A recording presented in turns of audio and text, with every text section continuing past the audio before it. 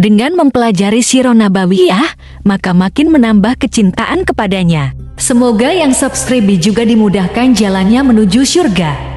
Silahkan tekan tombol like supaya postingan ini semakin tersebar. Dan tulis doa serta hajat pemirsa di kolom komentar.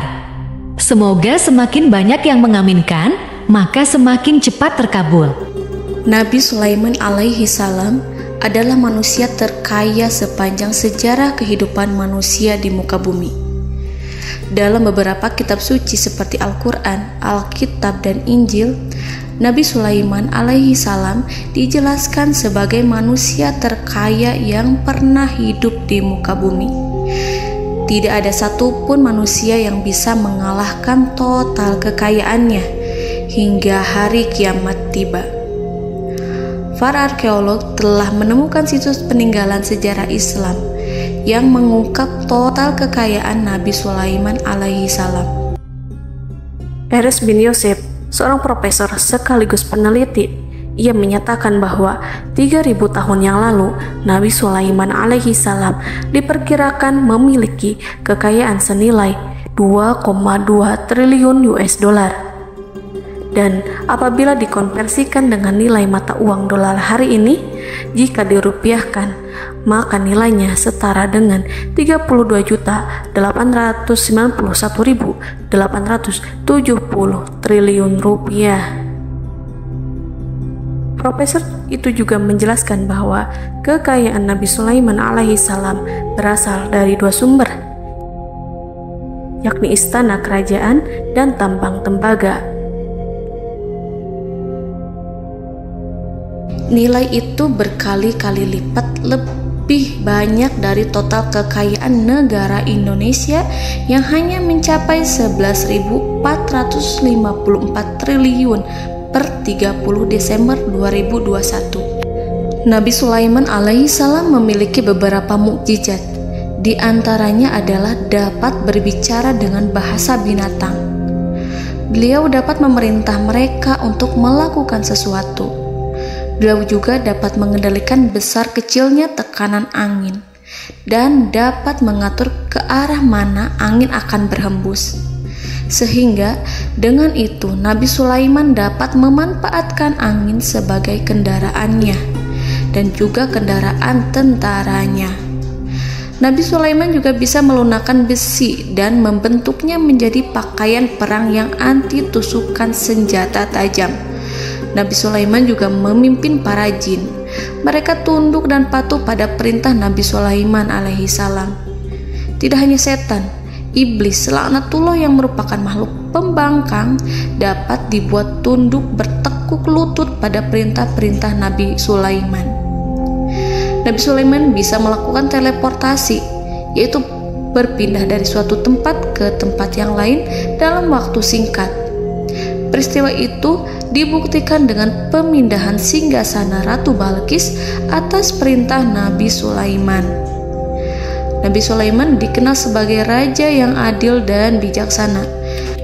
Nabi Sulaiman diberkahi kecerdasan yang luar biasa untuk menyatu padukan segenap kekuatan yang Allah berikan kepadanya.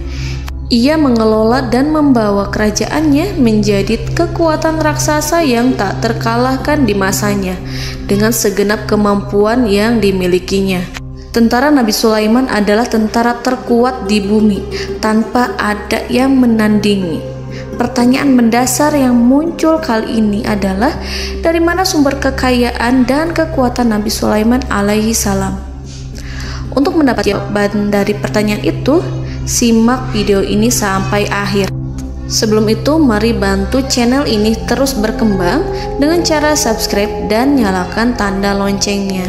Berikan komentar yang positif dan berikan like serta share video ini. Bismillahirrahmanirrahim. Sungguh kami benar-benar telah menganugerahkan ilmu kepada Daud dan Sulaiman. Keduanya berkata, segala puji bagi Allah yang melebihkan kami dari kebanyakan hamba-hambanya yang mukmin.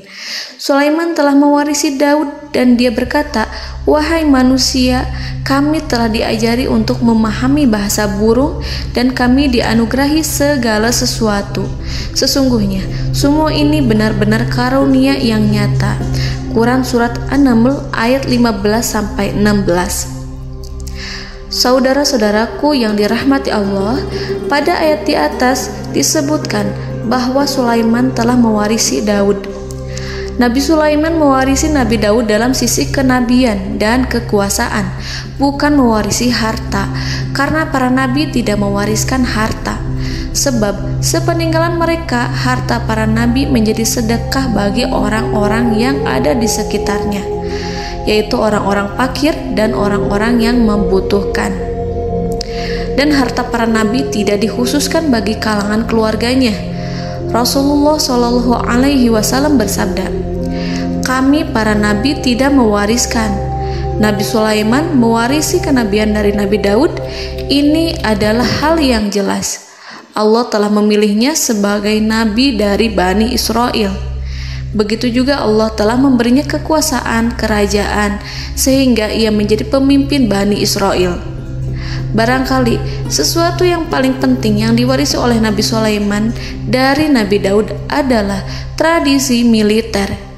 Kemajuan militer yang dahsyat telah berpindah kepada Nabi Sulaiman. Nabi Daud sebenarnya adalah seorang pengembala kambing yang sangat miskin, tetapi seiring dengan perjalanan waktu, ia menjadi komandan pasukan tiada tanding. Nabi Daud alaihi salam mengetahui bahwa kekuatan hakiki yang mengatur alam semesta adalah kekuatan Allah. Ketika Nabi Daud mengelurkan tangannya dan memegang potongan batu, lalu beliau melemparkannya dengan ketepel ke arah Jalut, kepala Jalut retak dan ambruk menghantam tanah. Ini sebagai bentuk demonstrasi kekuatan darinya. Kehadiran Nabi Daud mengubah pasukan Bani Israel, di mana mereka sebelumnya lari jika berhadapan dengan musuh. Maka kini keberadaan mereka mulai diperhitungkan di masa hidupnya. Nabi Daud mengalami peperangan yang sangat banyak, tapi Al-Quran tidak menceritakan secara terperinci. Hal itu dikarenakan karena Al-Quran adalah kitab dakwah di jalan Allah, bukan kitab sejarah. Al-Quran hanya menceritakan di dalam Al-Quran surat Shad ayat 20, "Dan kami kuatkan kerajaannya, kerajaan Daud." Ayat tersebut berarti bahwa Nabi Daud belum terkalahkan dalam peperangan yang diikutinya. Di samping dukungan yang Allah berikan kepadanya, juga pasukan dan rakyatnya, di mana mereka adalah orang-orang yang bertauhid, menyerahkan diri kepada Allah. Allah Subhanahu wa Ta'ala mengajarkan kepada Nabi Daud hal-hal yang menjadikan pasukannya memiliki keistimewaan yang dengannya mereka dapat mengalahkan pasukan-pasukan lain, pasukan-pasukan besar yang ada di bumi pada saat itu. Allah Subhanahu wa Ta'ala berfirman dalam surat Saba ayat 10, "Dan kami telah melunakkan besi untuknya." Baju besi mungkin akan menjadi masalah dalam benak kita. Ketika orang-orang yang berperang, baju besi cukup mengganggu gerakan mereka. Kita bisa membayangkan ketika ada dua orang berperang, salah satu dapat bergerak bebas, sementara yang lainnya tidak leluasa bergerak karena tertahan dengan pakaiannya. Namun, dengan kekuasaan Allah, Nabi Daud dapat melunakkan besi dan membuat baju besi yang ringan, yang mudah untuk digunakan. Ini adalah kemajuan penting yang Allah berikan kepada Nabi Daud dan tentaranya. Kemajuan itu kemudian diajarkan, diwariskan dan dimiliki oleh Nabi Sulaiman alaihi salam. Nabi Sulaiman memiliki pasukan dahsyat yang melebihi pasukan manapun di bumi saat itu, atau bahkan mungkin saat ini. Bahkan Allah menambahkan karunia-Nya kepada Nabi Sulaiman yang disebutkan dalam Al-Quran surat An-Naml ayat 16. Dan Sulaiman telah mewarisi Daud, dan dia berkata, "Wahai manusia, kami telah diberi pengertian tentang suara burung, dan kami diberi segala sesuatu. Sesungguhnya ini benar-benar suatu karunia yang nyata." Saudara-saudaraku yang dirahmati Allah, pada suatu hari Nabi Sulaiman alaihi salam menengadahkan tangannya dan berdoa kepada Allah Subhanahu wa ta'ala.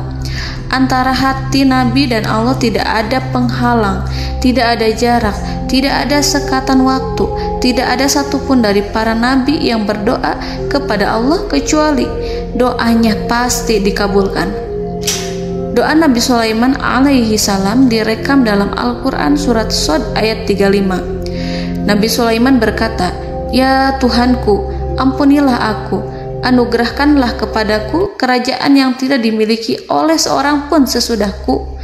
Nabi Sulaiman menginginkan dari Allah sesuatu kerajaan yang belum pernah diperoleh oleh siapapun setelahnya.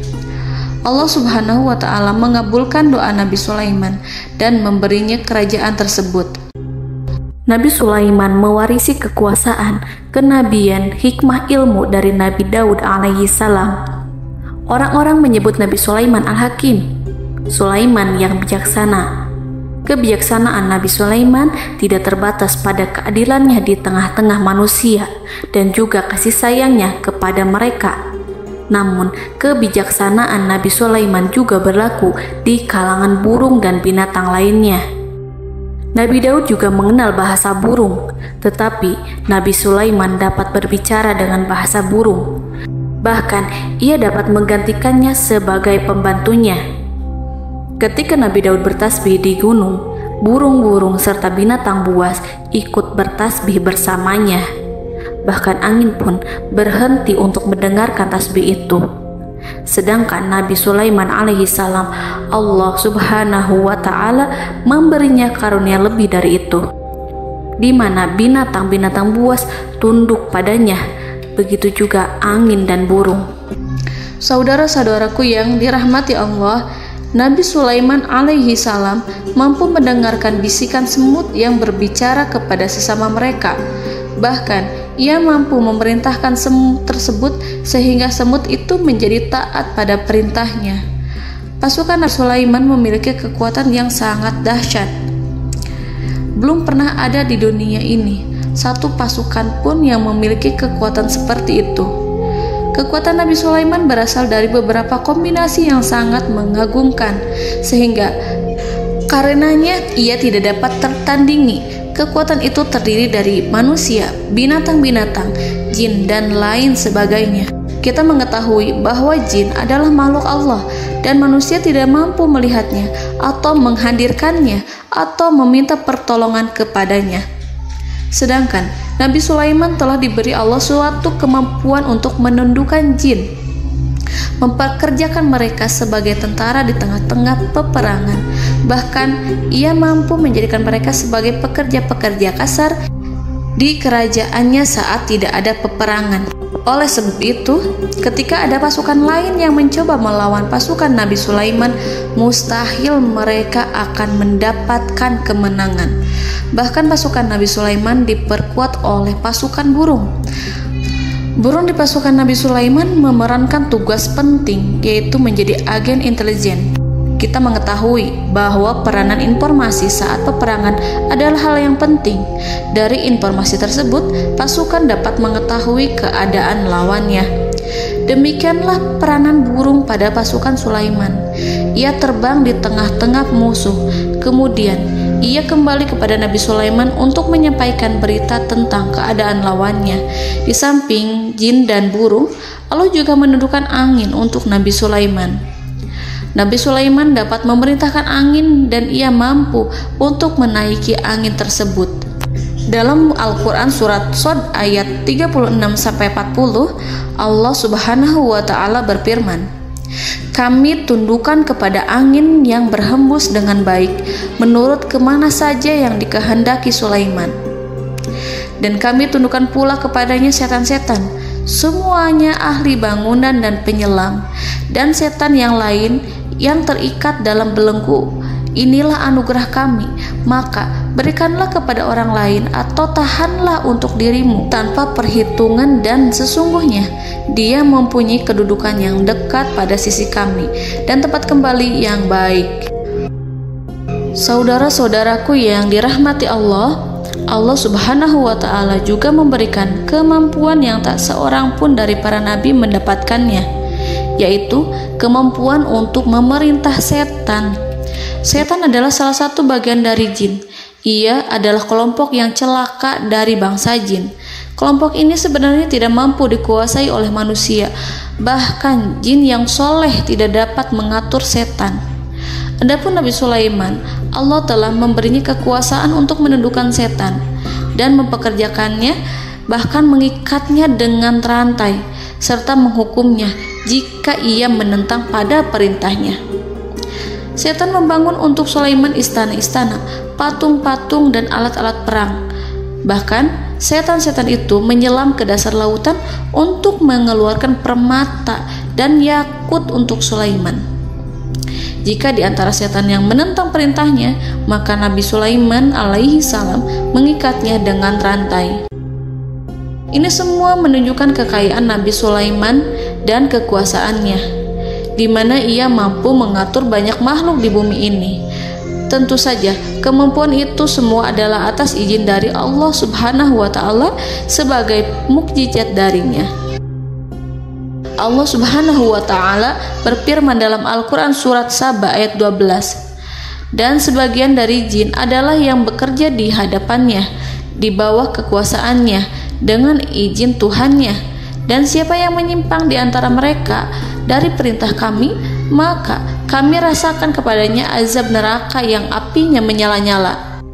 Para jin itu membuat untuk Sulaiman apa yang dikehendakinya, dari gedung-gedung yang tinggi, patung-patung, dan piring-piring yang besarnya seperti kolam, atau periuk yang tetap berada di atas tungku. Saudara-saudaraku yang dirahmati Allah, Nabi Sulaiman yang bijaksana adalah penguasa yang tak tertandingi di muka bumi. Meskipun memperoleh nikmat-nikmat khusus yang agung itu yang Allah berikan kepada Sulaiman, beliau tetap menunjukkan dirinya sebagai manusia yang paling banyak berzikir kepada Allah dan manusia yang paling banyak bersyukur di zamannya. Saudara-saudaraku yang dirahmati Allah, sebagaimana Allah Subhanahu wa Ta'ala memberikan nikmat kepada ayahnya Nabi Daud alaihi salam, di mana ia mampu melunakkan besi, dan Allah mengajarinya bagaimana cara mencairkan besi, maka Nabi Sulaiman alaihi salam dapat memanfaatkan tembaga yang cair untuk peperangan. Dan juga di saat perdamaian, pada saat peperangan, beliau mencampur tembaga dengan besi dan menjadikannya perunggu. Mereka menggunakan senjata-senjata perunggu dalam peperangan seperti pedang, baju besi, dan juga pisau. Senjata-senjata ini adalah senjata yang paling kuat pada saat itu. Sedangkan di saat damai, tembaga digunakan untuk membuat bangunan, perhiasan, dan sebagainya. Meskipun Nabi Sulaiman mendapatkan nikmat yang besar dan karunia yang khusus, Allah Subhanahu wa Ta'ala mengujinya dengan suatu ujian yang dahsyat. Ujian yang akan selalu datang kepada seorang hamba yang soleh. Ketika hamba itu mendapatkan kedudukan besar, maka ujiannya pun menjadi besar. Allah Subhanahu wa Ta'ala menguji Nabi Sulaiman dengan penyakit. Diceritakan oleh Fahru Roji, Nabi Sulaiman diuji dengan suatu penyakit yang keras, di mana kedokteran saat itu tidak dapat dan tidak mampu mengatasinya. Sakitnya Nabi Sulaiman sangat keras sehingga para dokter dari kalangan manusia ataupun jin tidak mampu menghilangkan penyakit itu. Lalu burung-burung menghadirkan rumput-rumput yang dianggapnya sebagai obat, tetapi Nabi Sulaiman tak kunjung sembuh. Semakin hari penyakit Nabi Sulaiman semakin menjadi-jadi, sehingga ketika Nabi Sulaiman duduk di atas kursi, ia duduk bagaikan tubuh tanpa roh. Seakan-akan ia mati karena saking keras penyakit yang dideritanya. Sakit yang diderita oleh Nabi Sulaiman alaihi salam berlangsung sangat lama. Namun Nabi Sulaiman tidak henti-hentinya berzikir kepada Allah dan meminta kesembuhan kepadanya, serta selalu beristighfar dan mengungkapkan rasa cinta kepadanya. Selesailah ujian Allah terhadap hambanya Nabi Sulaiman. Beliau pun sembuh. Nabi Sulaiman merasakan kembali kesehatannya setelah ia mengetahui segala kejayaan dan segala kekuasaan serta segala kebesarannya tidak lagi mampu menghilangkan penyakit yang dideritanya kecuali jika Allah menghendaki. Saudara-saudaraku yang dirahmati Allah, Nabi Sulaiman telah membangun tempat ibadah, tempat sujud, sehingga manusia menyembah Allah di dalamnya. Orang-orang yang membangunnya berjumlah puluhan ribu orang. Tentu setiap kelompok dari mereka memiliki pekerjaan masing-masing.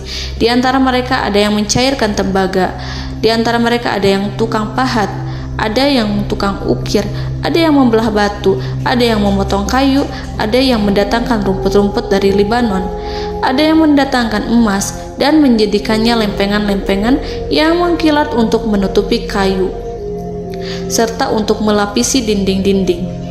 Bahkan golongan jin pun membantu membangun tempat tersebut, tentu dengan perintah dan bimbingan Nabi Sulaiman. Mereka membuat patung-patung yang besar, membuat bejana yang besar untuk tempat makan para tentara dan pekerja, yaitu bejana seperti gunung. Karena saking berat dan besarnya, mereka juga membuat tempat-tempat minum yang besarnya seperti kolam.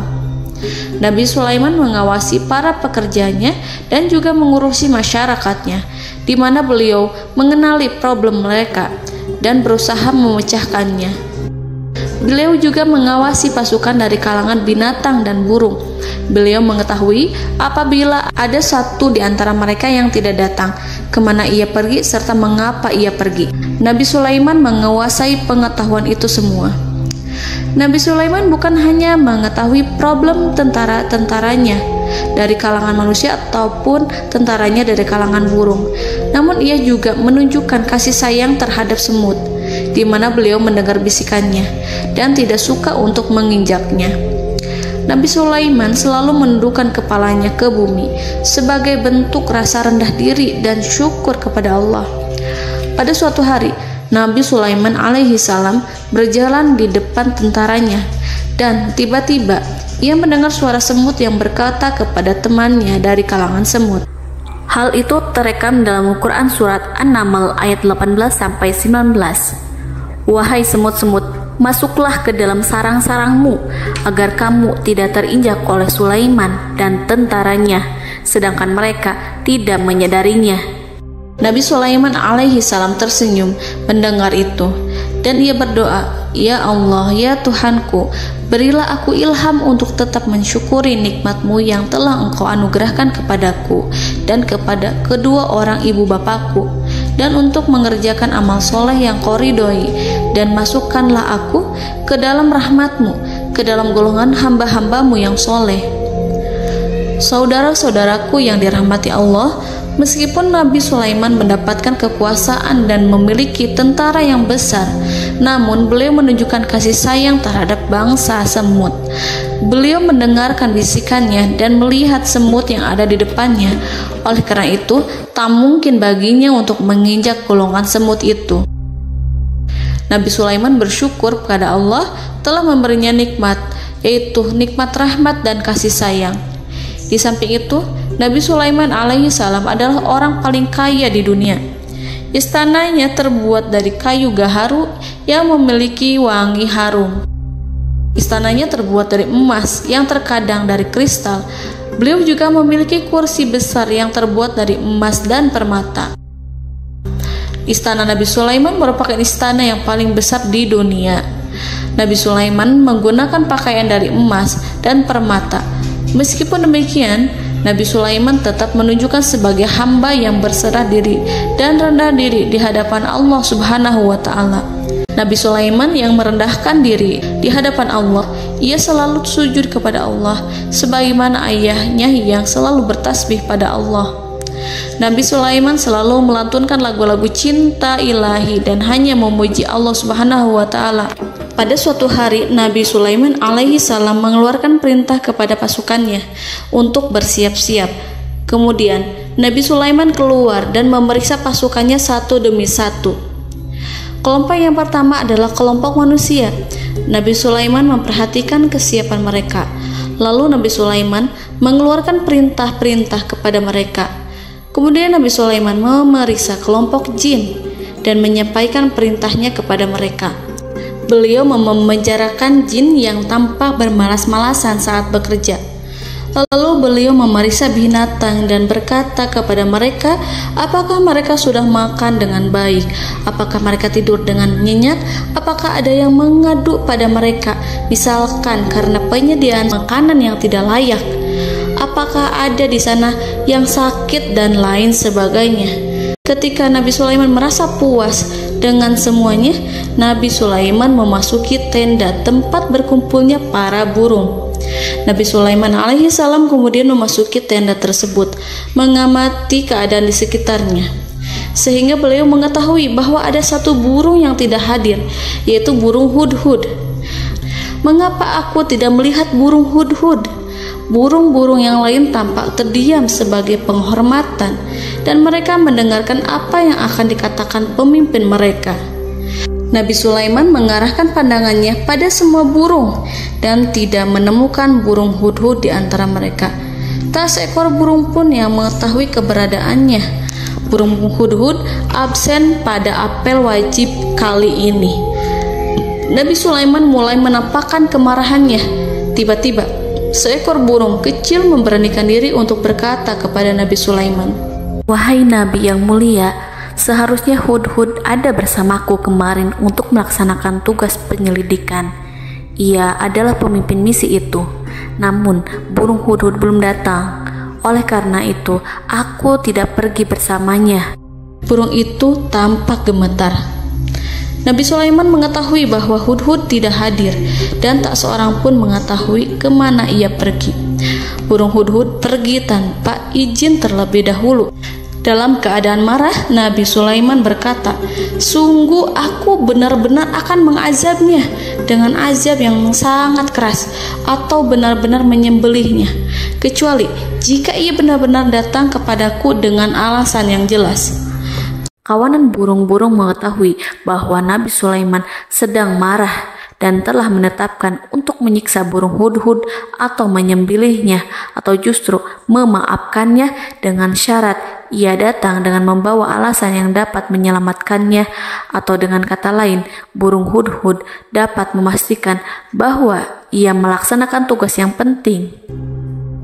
Nabi Sulaiman menunjukkan kemarahan yang besar sehingga siapapun akan merasa takut kepada Nabi Sulaiman yang marah. Nabi Sulaiman kemudian pergi dari tempat burung tersebut. Nabi Sulaiman masih memikirkan keadaan burung hudhud.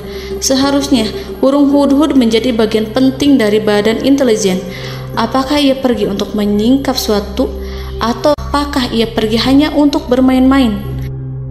Nabi Sulaiman telah memperhatikan dan mengetahui bahwa burung hudhud adalah seekor burung yang cerdik dan juga fasih berbicara. Terkadang Nabi Sulaiman mendapati burung hudhud sedang bermain-main dan menunda-nunda pekerjaannya. Namun ketika Nabi Sulaiman melihatnya, burung hudhud memahami bahwa perbuatannya tidak benar. Oleh karena itu, ia tidak boleh menyampur adukan antara waktu serius dan waktu bermain. Tidak lama setelah itu, burung hudhud tiba di tempat para burung. Burung-burung yang lain berkata kepadanya, "Wahai hudhud, pergilah engkau ke tempat Nabi Sulaiman. Jika ia mengetahui bahwa engkau telah sampai, jiwamu benar-benar terancam." Mendengar itu, burung hudhud segera beranjak. Ia terbang menemui Nabi Sulaiman. Pada waktu itu, Nabi Sulaiman sedang duduk bersama tentaranya yang lain. Burung hudhud berdiri. Ia telah merencanakan untuk memulai pembicaraan dengan Nabi Sulaiman sebelum Nabi Sulaiman bertanya kepadanya kemana dia pergi. Ini sebagai bukti bahwa hudhud telah melaksanakan suatu tugas yang penting. Dalam Al-Quran Surat An-Naml ayat 22, burung hudhud berbicara, "Aku telah mengetahui sesuatu yang kamu belum mengetahuinya, dan kubawa kepadamu dari negeri Saba suatu berita penting yang diyakini seakan-akan burung hudhud hendak berkata, 'Aku adalah hudhud yang miskin, tapi aku mengetahui apa yang tidak engkau ketahui, dan aku telah datang kepadamu dari kerajaan Saba dengan membawa berita yang sangat penting.'" Nabi Sulaiman tampak terdiam menunggu hudhud menyelesaikan kisahnya. Dalam surat An-Naml ayat 23-24, burung hudhud berkata, "Sesungguhnya aku menjumpai seorang wanita yang memerintah mereka. Dia dianugerahi segala sesuatu serta mempunyai singgasana yang besar. Aku mendapati dia dan kaumnya menyembah matahari selain Allah. Dan setan-setan telah menjadikan mereka memandang indah perbuatan-perbuatan mereka, lalu menghalangi mereka dari jalan Allah, sehingga mereka tidak mendapat petunjuk." Burung hudhud diam. Nabi Sulaiman merasa bahwa hudhud menunjukkan kefasihan lisannya. Nabi Sulaiman berkata dalam Quran surat An-Naml ayat 27 sambil menunjukkan senyum manisnya. Nabi Sulaiman berkata, "Akan kami lihat apakah kamu benar, wahai hudhud, ataukah kamu termasuk orang-orang yang berdusta." Seakan-akan burung hudhud ingin mengatakan, "Aku tidak berbohong, wahai Nabi yang mulia." Namun diamnya Sulaiman membuat takut sehingga burung hudhud terdiam. Nabi Sulaiman terdiam karena berpikir, lalu ia memutuskan sesuatu setelah itu. Beliau melihat kepada lainnya dan meminta secari kertas. Nabi Sulaiman menulis surat singkat dan menyerahkannya kepada hudhud serta memerintahkan kepadanya seperti yang dikatakan dalam Quran surat An-Naml ayat 28. "Pergilah dengan membawa suratku ini, lalu jatuhkanlah kepada mereka, kemudian berpalinglah dari mereka, lalu perhatikanlah apa yang mereka bicarakan."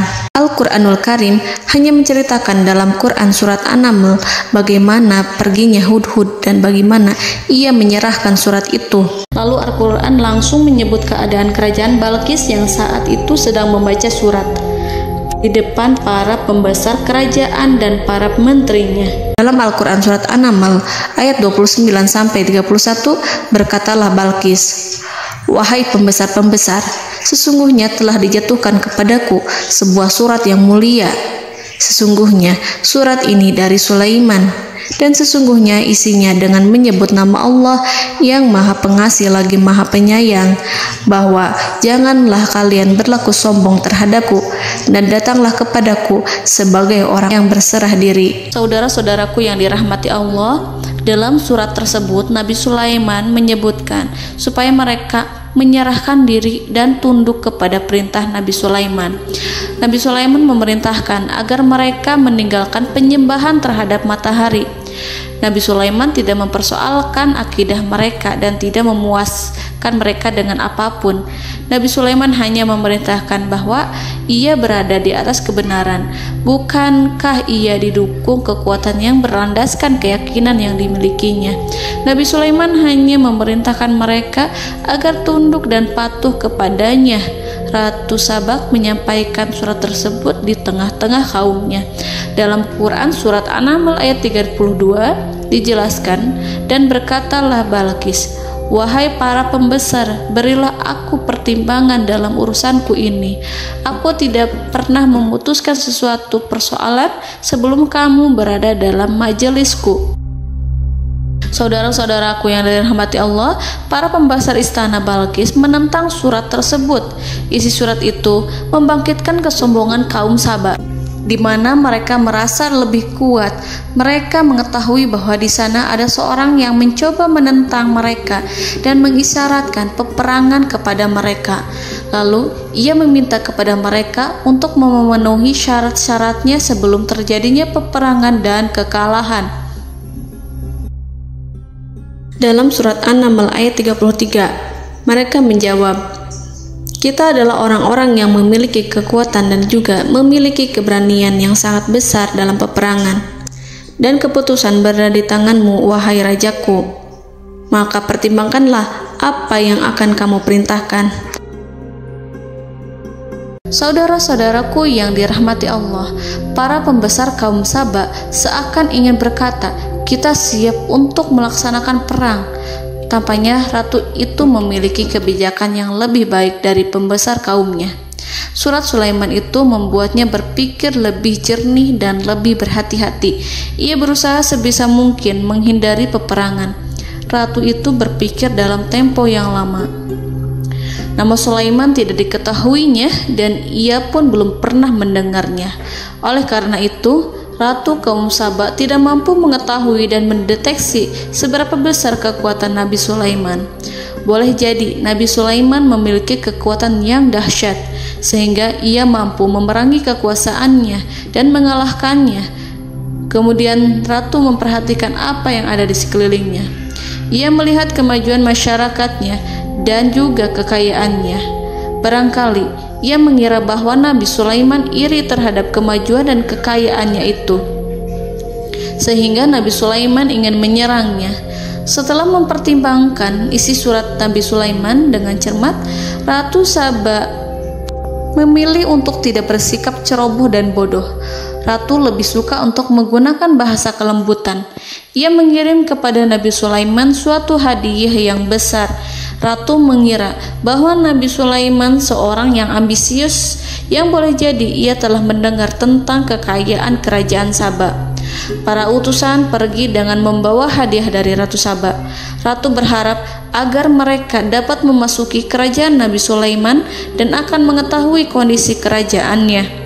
Saat mereka pulang, Ratu ingin mendengar secara langsung dari mereka tentang bagaimana keadaan kaum Nabi Sulaiman dan pasukannya. Setelah mendapatkan informasi yang cukup, maka Ratu Balqis dapat membuat sesuatu keputusan yang tepat. Ratu menyembunyikan apa yang terlintas dalam pikirannya, lalu ia berbicara kepada pembesar istananya bahwa ia dapat menyingkap niat jahat Raja Sulaiman melalui cara mengirimkan hadiah kepadanya. Ratu lebih memilih cara tersebut dan menunggu reaksi dari Nabi Sulaiman. Ratu berhasil memuaskan para pembesar istana, dan untuk sementara ia menghilangkan ide untuk berperang. Karena para raja jika menyerang suatu desa, maka pemimpin desa tersebut adalah orang yang paling banyak mendapatkan kehinaan. Akhirnya, para pembesar kaumnya merasa puas dengan pikiran Ratu Balqis. Saudara-saudaraku yang dirahmati Allah, dalam surat An-Naml ayat 34-35 dijelaskan, Ratu Balqis berkata, "Sesungguhnya raja-raja apabila memasuki suatu negeri, niscaya mereka akan membinasakannya dan menjadikan penduduknya yang mulia menjadi hina, dan demikian pula lah yang akan mereka perbuat. Dan sesungguhnya aku akan mengirim utusan kepada mereka dengan membawa hadiah, dan aku akan menunggu apa yang akan dibawa kembali oleh utusan itu." Kemudian sampailah hadiah dari Ratu Balqis kepada Nabi Sulaiman. Para intelijen Nabi Sulaiman memberitahunya bahwa utusan Balqis datang dengan membawa hadiah. Nabi Sulaiman langsung mengetahui bahwa Ratu Balqis itu sengaja mengirim orang-orangnya untuk mengetahui atau untuk mendapatkan informasi tentang kekuatannya. Lalu setelah itu ia akan mengambil keputusan atau mengambil sikap kepada kerajaan Sulaiman. Nabi Sulaiman segera memanggil semua pasukannya untuk berkumpul. Utusan Balqis segera memasuki istana Nabi yang dipenuhi dengan pasukan yang besar bersenjata. Melihat itu, utusan Ratu Balqis tercengang dan terkejut ketika mereka melihat kekayaan yang mereka bawa tidak ada apa-apanya dibandingkan dengan kerajaan Nabi Sulaiman. Hadiah mereka tampak tidak berarti. Emas yang mereka bawa tampak tidak memiliki makna saat mereka memasuki istana Nabi Sulaiman yang terbuat dari kayu-kayu pohon gaharu yang mengeluarkan bau yang harum serta dihiasi dengan emas permata. Para utusan Ratu Balqis berdiri bersama Nabi Sulaiman dan menyaksikan bagaimana Nabi Sulaiman mengendalikan pasukannya. Kemudian mereka mulai berpikir tentang kekuatan dan kualitas pasukan Nabi Sulaiman. Betapa kagetnya mereka ketika melihat di tengah-tengah pasukan itu terdapat singa, burung, dan tentara dari kalangan manusia yang mampu terbang. Mereka pun sadar bahwa mereka di hadapan pasukan yang tiada tandingannya. Selesailah demonstrasi pasukan Nabi Sulaiman. Kemudian para utusan ratu dipersilahkan maju ke tempat hidangan makanan. Para utusan itu sangat terkejut ketika melihat berbagai macam makanan dari penjuru dunia ada di depannya. Dan di antara makanan itu terdapat pula makanan yang biasa ditemukan di negeri mereka. Tetapi mereka melihat bahwa makanan itu memiliki rasa yang lebih istimewa. Selain itu, piring-piring yang ada di depan mereka terbuat dari emas, dan mereka dilayani oleh laki-laki yang berhias dengan emas. Di meja makan itu terdapat burung, ikan laut, dan berbagai macam daging yang mereka tidak mampu lagi membedakan daging apa itu. Nabi Sulaiman tidak makan bersama mereka, tapi beliau makan dengan menggunakan piring yang terbuat dari kayu. Beliau memakan roti yang kering yang dicampur dengan minyak. Inilah makanan yang dipilih Nabi Sulaiman. Makan bersama mereka dalam keadaan diam, mereka merasa kehadiran Nabi Sulaiman menciptakan suatu wibawa yang luar biasa. Selesai perjamuan itu, lalu dengan sangat malu mereka menyerahkan hadiah dari Ratu Balqis kepada Nabi Sulaiman. Hadiah itu berupa emas yang bagi mereka hadiah itu sangat bernilai tinggi. Tapi di sini hadiah itu tampak kecil di hadapan kekayaan Nabi Sulaiman yang sangat mengagumkan. Nabi Sulaiman memperhatikan hadiah dari Ratu Balqis itu dan berkata dalam Quran surat An-Naml ayat 36, "Maka apa yang diberikan Allah kepadaku lebih baik daripada apa yang diberikannya kepadamu, tetapi kamu merasa bangga dengan hadiahmu." Saudara-saudaraku, Raja Sulaiman menyingkap dengan kata-katanya yang singkat itu penolakannya terhadap hadiah mereka. Ia memberitahu utusan itu bahwa ia tidak menerima hadiah tersebut. Ia tidak merasa puas dengan hadiah itu. Yang membuatnya puas hanyalah, janganlah kalian berlaku sombong terhadapku dan datanglah kepadaku sebagai orang-orang yang berserah diri. Lalu Nabi Sulaiman berkata kepada mereka dengan pelan. Hal itu diabadikan dalam Al-Quran surat An-Naml ayat 37. "Kembalilah kepada mereka. Sungguh kami akan mendatangi mereka dengan bala tentara yang mereka tidak kuasa melawannya. Dan pasti kami akan mengusir mereka dari negara itu, yaitu negeri Sabah, dengan terhina. Dan mereka akan menjadi tawanan-tawanan yang hina." Saudara-saudaraku yang dirahmati Allah, Nabi Sulaiman kemudian meninggalkan para utusan ratu setelah terlebih dahulu mengancam mereka. Para utusan itu berharap agar Nabi Sulaiman mau menunggu kunjungan Ratu Balqis yang akan membawa misi perdamaian. Akhirnya, sampailah para utusan Ratu Balqis ke negeri Sabah. Mereka segera menuju istana sang ratu. Mereka memberitahu bahwa negeri mereka ada di ujung tanduk. Mereka menceritakan kepada ratu tentang kekuatan Nabi Sulaiman dan tidak mungkin bagi mereka mampu melawannya. Mereka meyakinkan Ratu Balqis bahwa ia harus mengunjunginya dan melihat sendiri bagaimana kebesaran kerajaan Nabi Sulaiman. Kemudian Ratu Balqis menyiapkan dirinya untuk pergi menuju kerajaan Nabi Sulaiman. Nabi Sulaiman duduk di kursi kerajaan di tengah-tengah para pembesarnya dan para menterinya, serta para komandan pasukannya. Beliau berpikir tentang sosok Balqis. Nabi Sulaiman mengetahui bahwa Balqis menuju tempatnya. Balqis dikelilingi rasa takut. Nabi Sulaiman berpikir sejenak tentang bagaimana matahari disembah. Ia memikirkan bagaimana informasi yang diterima oleh intelijennya tentang kemajuan kerajaan Balqis dalam bidang kesenian dan ilmu pengetahuan. Nabi Sulaiman bertanya kepada dirinya sendiri, apakah kemajuan menjadi penghalang untuk mengetahui kebenaran? Apakah ratu itu senang dengan kekuatan yang dicapainya? Dan ia membayangkan bahwa kekuatannya adalah segalanya. Dengan kemajuan yang dimilikinya, Nabi Sulaiman ingin membuat kejutan agar ratu mengetahui bahwa Islam yang diyakini oleh Nabi Sulaiman adalah satu-satunya yang mampu mendatangkan kemajuan dan kekuatan yang hakiki, sehingga ia dapat membandingkan antara keyakinannya dalam menyembah matahari beserta kemajuan yang dicapainya dengan keyakinan Nabi Sulaiman beserta kemajuan yang diraihnya. Saudara-saudaraku yang dirahmati Allah, para mata-mata Nabi Sulaiman telah memberitahunya bahwa hal yang sangat disegani dan dikagumi oleh kaum Balkis adalah kerajaan Saba, yaitu singgasana Ratu Balkis. Singgasana itu terbuat dari emas dan batu delima. Singgasana tersebut dijaga oleh penjaga yang sangat disiplin, di mana mereka tidak pernah lalai sedikit pun. Oleh karena itu, sangat tepat apabila Nabi Sulaiman menghadirkan singgasananya di sini, di kerajaannya, sehingga ketika ratu tiba, maka ia dapat duduk di atasnya. Nabi Sulaiman ingin membuat kejutan kepadanya dan menunjukkan bahwa kemampuannya tersebut yang berlandaskan pada keislaman. Nabi Sulaiman melakukan yang demikian itu dengan harapan agar si ratu tunduk kepadanya. Ide itu terlintas dalam diri Nabi Sulaiman. Lalu ia mengangkat kepalanya dan menoleh kepada anak buahnya.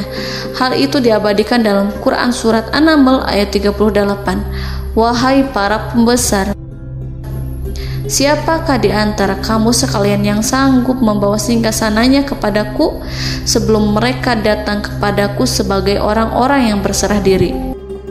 Saudara-saudaraku, perhatikanlah ungkapan pikiran Nabi Sulaiman tersebut.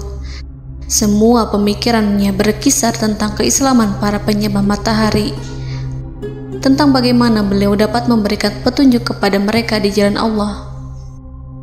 Yang pertama menjawab pertanyaan Nabi Sulaiman adalah jin Ifrit.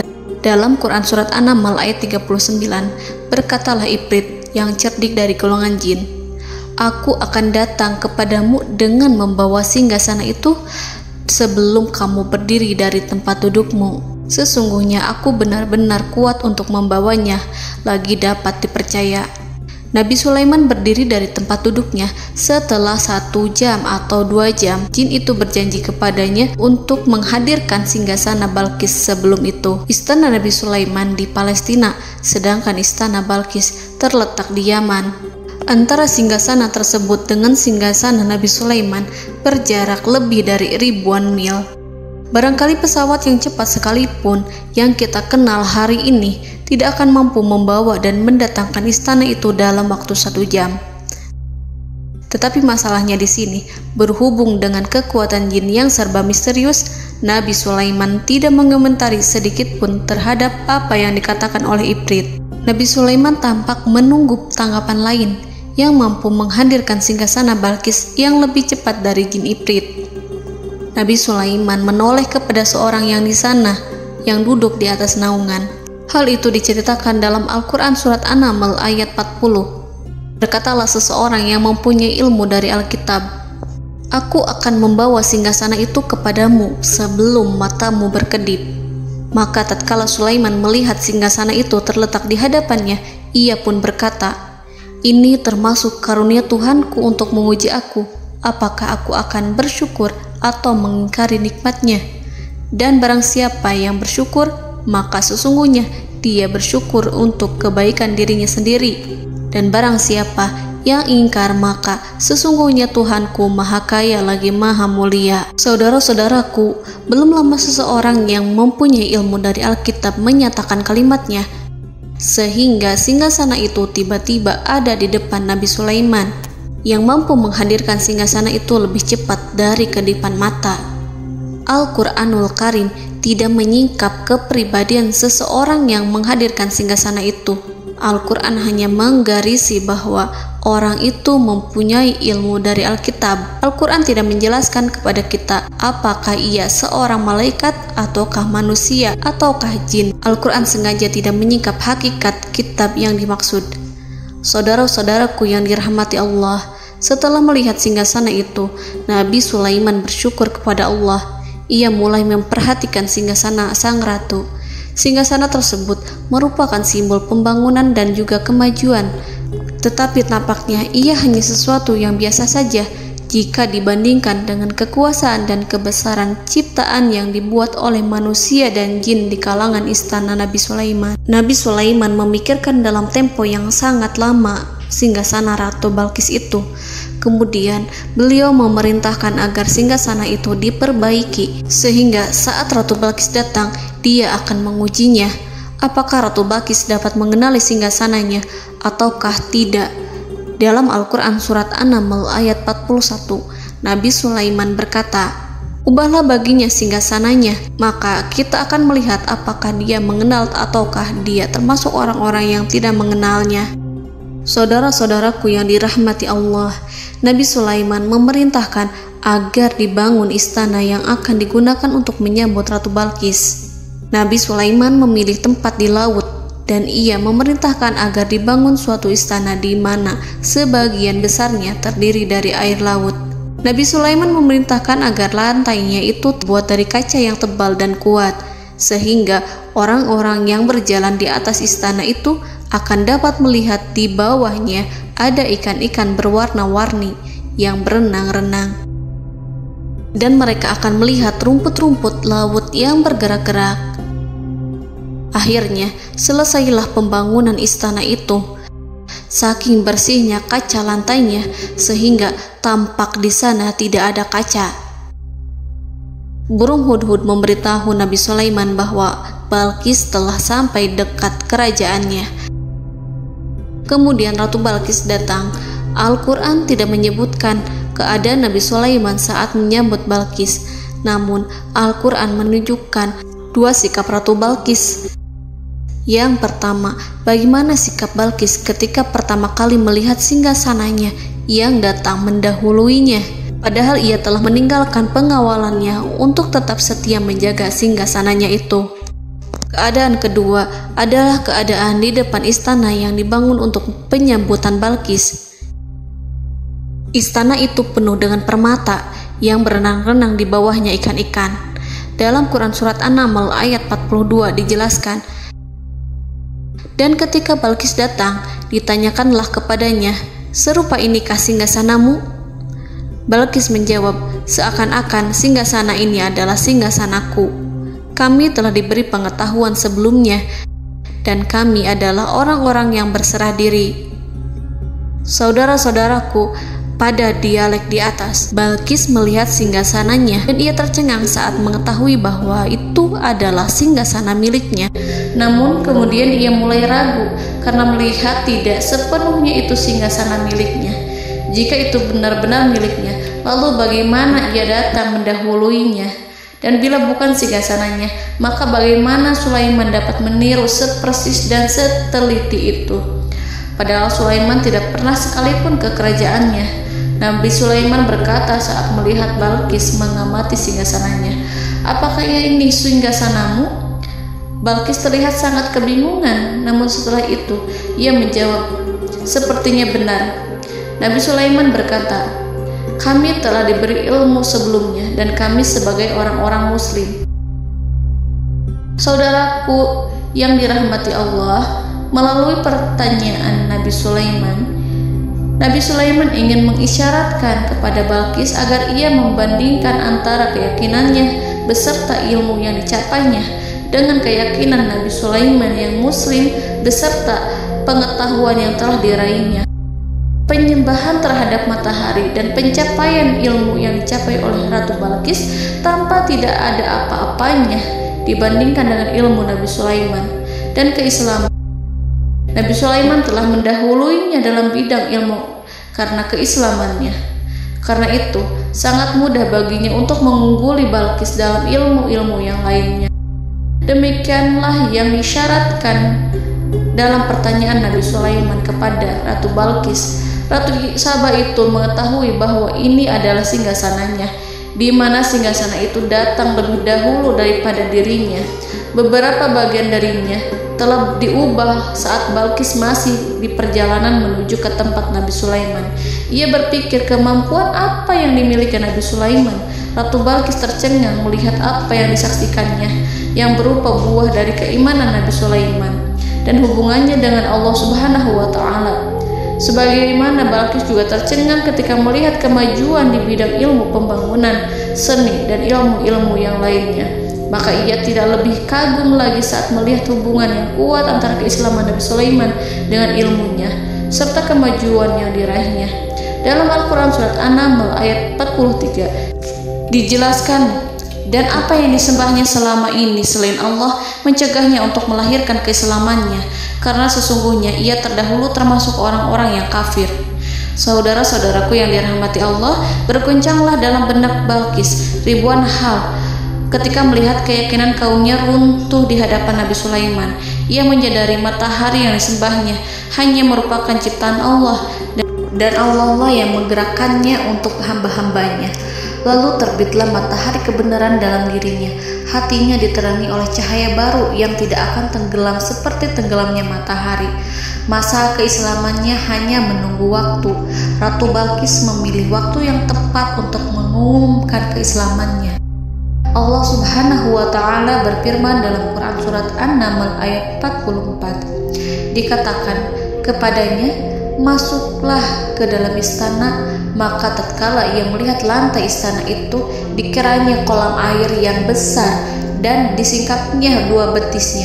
Berkatalah Sulaiman, sesungguhnya ia adalah istana licin yang terbuat dari kaca. Berkatalah Balqis, wahai Tuhanku, sesungguhnya aku telah berbuat zalim terhadap diriku, dan aku berserah diri bersama Sulaiman kepada Allah Tuhan semesta alam. Saudara-saudaraku yang dirahmati Allah, dikatakan kepada Balqis, masuklah ke dalam istana. Ketika ia masuk, maka ia tidak menyaksikan adanya kaca, tetapi ia melihat air, sehingga ia mengira akan bersinggungan dengan air. Lalu ia menyingkapkan sedikit bajunya agar bajunya itu tidak basah. Nabi Sulaiman mengingatkannya tanpa melihatnya agar ia tidak khawatir terhadap pakaiannya, karena pakaiannya tidak akan basah sebab di sana tidak ada air. Itu sekedar kaca yang halus, yang saking halusnya sehingga ia tidak tampak. Pada kesempatan itulah Balqis mengumumkan keislamannya yang mengakui kelalimannya, dan ia menyatakan menyerahkan diri kepada Nabi Sulaiman dan kepada Allah Tuhan semesta alam. Lalu kaumnya pun mengikutinya dan mereka memeluk Islam. Balqis menyadari ia berhadapan dengan penguasa yang terbesar di bumi dan Nabi Allah yang mulia. Untuk pertama kalinya, wajah Sulaiman tampak dihiasi dengan senyuman yang menunjukkan kepuasannya sejak Balqis mengunjunginya. Demikianlah Nabi Sulaiman mewujudkan kejayaannya yang hakiki dan menyebarkan cahaya Islam di muka bumi. Saudara-saudaraku, Al-Quran tidak menyebutkan kisah Balqis setelah keislamannya. Para ahli tafsir mengatakan bahwa ia menikah dengan Nabi Sulaiman. Selain itu, ada yang mengatakan bahwa ia menikah dengan salah satu orang dekat Nabi Sulaiman. Ada juga yang mengatakan bahwa sebagian Raja Habasyah adalah keturunan dari buah perkawinan ini. Wallahu a'lam bishawab. Saudara-saudaraku yang dirahmati Allah, Nabi Sulaiman hidup di tengah-tengah kejayaan dan kemuliaan di bumi. Kemudian Allah menetapkan kematian untuknya.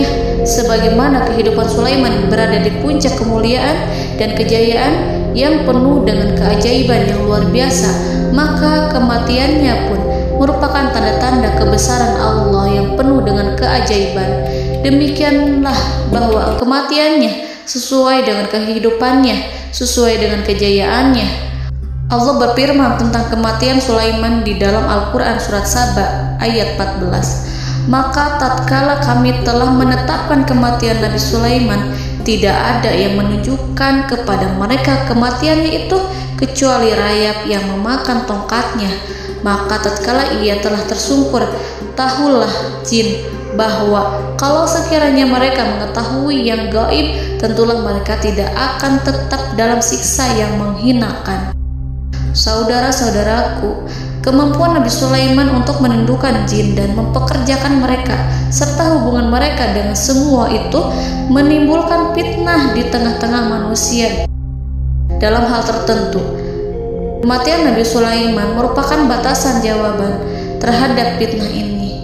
Kami tidak mengetahui siapa yang mengklaim bahwa jin mengetahui hal yang gaib. Apakah itu setan yang terkutuk, atau jin yang bodoh, atau manusia yang tertipu? Kami tidak mengetahui siapa yang bertanggung jawab terhadap tersebarnya isu yang keliru ini. Yang kita ketahui adalah bahwa hal tersebut adalah mempengaruhi sebagian manusia dan jin. Barangkali manusia berkata kepada diri mereka, selama jin melakukan perbuatan yang luar biasa ini, maka apa gerangan yang menjadikan mereka tidak mengetahui hal yang gaib itu? Manusia itu lupa bahwa kunci kegaiban berada di tangan Allah. Masalah ilmu gaib tidak akan mampu dikuasai oleh jin dan manusia. Hanya Dia yang mengetahuinya, dan manusia diberitahu hanya sedikit sekali. Saudara-saudaraku yang dirahmati Allah, seakan-akan Allah telah merencanakan bahwa kematian Sulaiman bertujuan untuk menghancurkan pemikiran itu, yaitu pemikiran bahwa jin mengetahui hal-hal yang gaib. Jin bekerja untuk Nabi Sulaiman selama beliau hidup, dan tatkala beliau meninggal, maka tugas mereka menjadi bebas. Nabi Sulaiman meninggal tanpa diketahui oleh jin, sehingga mereka tetap bekerja untuk mereka, tetap mengabdi kepada Sulaiman. Seandainya mereka mengetahui hal yang gaib, niscaya mereka tidak akan meneruskan pekerjaan mereka. Saudara-saudaraku, pada suatu hari Nabi Sulaiman memasuki mihrabnya untuk itikaf ibadah dan beribadah kepada Allah. Tak seorang pun yang berani mengganggu khalwatnya. Mihrab Sulaiman terletak di puncak gunung dan dindingnya terbuat dari permata. Pada suatu hari, Nabi Sulaiman duduk bersandar pada tongkatnya dan ia tampak tenggelam dalam tafakur. Beliau berzikir pada Allah hingga rasa kantuk menguasainya. Lalu setelah itu malaikat maut menemuinya. Nabi Sulaiman pun meninggal. Beliau bersandar kepada tongkatnya. Jin melihatnya dan mengira bahwa beliau sedang sholat, sehingga mereka pun terus melanjutkan pekerjaannya. Berlalulah hari demi hari yang panjang. Datanglah rayap, yaitu semut kecil yang memakan kayu. Hewan itu mulai memakan tongkat Nabi Sulaiman. Rayap itu tampak lapar. Sebagian dari tongkat Nabi Sulaiman dimakan beberapa hari oleh rayap itu. Ketika yang dimakannya semakin bertambah, maka tongkat itu pun menjadi rusak dan kemudian jatuh dari tangan Nabi Sulaiman alaihi salam. Tubuh mulia itu kehilangan keseimbangan dan kemudian jatuh terhempas di bumi. Tatkala tubuh suci itu tersungkur, maka manusia segera menuju ke arahnya. Mereka menyadari dan mengetahui bahwa Nabi Sulaiman telah meninggal dalam waktu yang lama. Jin menyadari bahwa mereka tidak mengetahui hal yang gaib, dan manusia pun mengetahui hakikat ini. Seandainya jin mengetahui hal yang gaib, niscaya ia tidak akan meneruskan siksa yang hina. Mereka tidak akan bekerja kepada Sulaiman. Demikianlah Nabi Sulaiman alaihi salam meninggal dalam keadaan duduk dan sholat di mihrabnya. Lalu berita itu tersebar bagaikan api di bumi. Manusia, burung, dan binatang buas mengantarkan jenazah Nabi Sulaiman. Sekawanan burung tampak sedih dan menangis. Semua makhluk bersedih. Akhirnya tak seorang pun mengetahui bahasa burung di bumi. Meninggallah seorang yang memahami pembicaraan burung, binatang-binatang, jin, dan lain sebagainya. Burung-burung itu berkata, betapa beratnya kehidupan di tengah orang-orang yang tidak mengetahui pembicaraan kita. Allahu a'lam.